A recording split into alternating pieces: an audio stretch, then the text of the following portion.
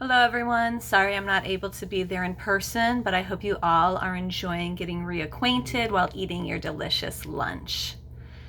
Before I begin, I want to recognize my exceptional Young People's Literature Award Committee members, Tanya, Peggy, Colleen, Betty, Jane, Deb, Vicky, Patty, Joan, Sally, and Roberta. You are some of the most thoughtful and intelligent women I know. It is an honor and privilege to read and discuss literature with all of you. Thank you for a wonderful year, and cheers to the next. This year, the Young People's Literature Awards Committee had 3 worthy winners, and I am thrilled to present our first winner. Her name is Lindsay Metcalf, and she actually wrote 2 picture books this year, Beatrix Potter, Scientist, and Farmers Unite, Planting a Protest for Fair Prices. Lindsay Metcalf's first book, Beatrix Potter, Scientist, is a nonfiction picture book that focuses on the little-known early life of the beloved creator of the classic children's books, Peter Rabbit. Before her writing career even began, Beatrix Potter was a lover of science. She collected nature specimens and intensely researched mushrooms and other fungi, which she presented to England's foremost experts. Unfortunately, like many women of her day, she remained unacknowledged by the scientific community. Thankfully, Beatrix Potter didn't allow the limitations of her time to stop her from demonstrating her genius through her creativity and imagination. Our Young People's Literature Committee absolutely loved this story. Roberta from our committee mentioned, this is not only a charming book, but an inspiring one, especially for little girls who might think science is just for boys, even today. Lindsay Metcalf's second book, Farmers Unite, Planting a Protest for Fair Prices, is a nonfiction picture book that chronicles the U.S. farmers' fight for a living wage. As Tanya from our Young People's Literature Committee so eloquently stated, this story tells us that our food does not just magically appear on grocery shelves.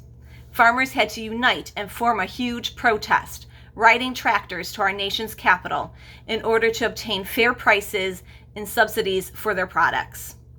This is a perfect book to enlighten children of all ages regarding farmer struggles and power of protest.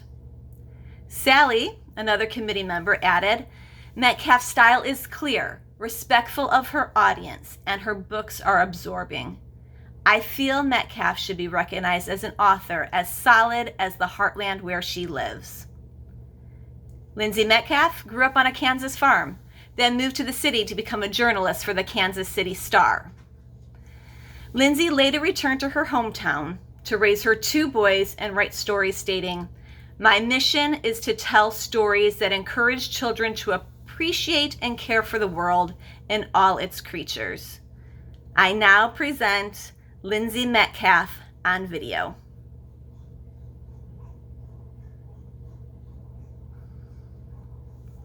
Boo! If you are looking for a good scare, Lindsay Curry is the author to read. Her books are geared towards the middle school reader. However, my heart raced while reading her award-winning novel. Scritch Scratch by Lindsay Curry is about a girl named Claire who is struggling with the embarrassment of her father's ghost tour business. Claire doesn't believe in ghosts. She has a scientific mind based on facts and hard evidence. However, when she is obliged to help her dad out one night on one of his bus ghost tours, she cannot deny the fact that a ghost has followed her home. And after several terrorizing days and nights, Claire realizes that she must put her intellect to the test and figure out why her ghost is haunting her. With the help of her brother and friends, she soon discovers her ghost died in the sinking of the passenger ship, the SS Eastland, on the Chicago River on July 24th, 1915, claiming at least 844 lives, ranking it one of the worst maritime disasters in American history.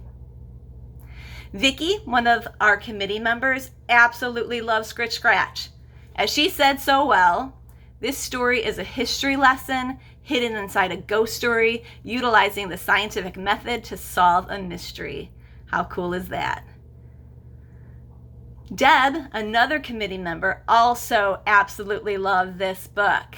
And she loved it because of the portrayal of Chicago and the historical references. In fact, Lindsay Curry enjoys reaching her city's forgotten history and learning about the events that shaped the many ghost legends in Chicago, so much that she has written several books with that theme in mind. Her other titles include The Peculiar Incident on Shady Street, which was published in 2017, and she has some forthcoming novels coming out. One is called What Lives in the Woods, coming out next year, and Curses of Eastport, available in 2022. Her books have received rave reviews worldwide, including game-changing commentary from the master of children's horror himself, R.L. Stine, author of the Goosebumps series. He said, "Scritch Scratch is a teeth-chattering, eyes-bulging, shuddering and shaking, chills at the back of your neck ghost story. I loved it."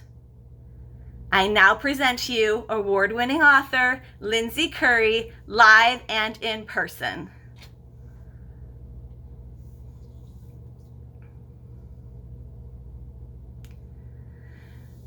The final winner of our Young People's Literature Award is Carol Lindstrom.